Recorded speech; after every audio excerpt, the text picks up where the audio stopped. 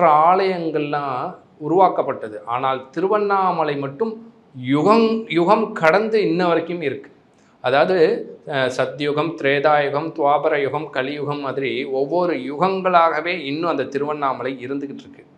தங்கமலையாக இருந்தது, நெருப்பு மலையாக இருந்தது, இப்போ கல்மலையாக இருக்குது. அப்போ பல யுகங்கள், ஆயிரக்கணக்கான ஆண்டுகள் கடந்து இந்த பிரபஞ்சத்தில் நம்மளுடைய பூமியில் இறைவனே மலையாக இருக்கக்கூடிய இடம் திரு அண்ணாமலை.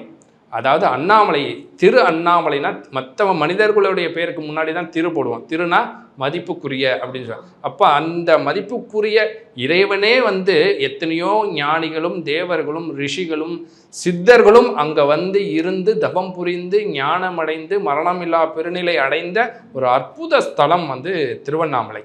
அப்பேற்பட்ட ஸ்தலத்துக்கு இன்னைக்கு இல்லை, இன்னைக்கு மற்ற எல்லா இடத்தையும் கம்பேர் பண்ணுங்க. ரமணர் எங்கே வந்து ஞானம் அடைஞ்சார், யோகிராம் சூரத் சுவாமிகள் எங்கே இருந்தார், சேஷாத்ரி சுவாமிகள் எங்கே வந்தார். நீங்கள் அங்கே வராத மகான்களும் கிடையாது, ஞானிகளும் கிடையாது, சித்தர்களும் கிடையாது. அப்பேற்பட்ட அந்த ஜீவ சக்தி நிறைந்த இடம் திருவண்ணாமலை. அதுக்கு தான் ஒரு எக்ஸாம்பிள் சொன்னேன், பலாப்பழம் பழுத்தா ஈ தானா வரும்னு. அப்போ கலியுகத்தில் மக்களுக்கு துன்பம், துயரம், வறுமை, எந்த தின்னா பித்தம் தெளியும்னு தெரியாது.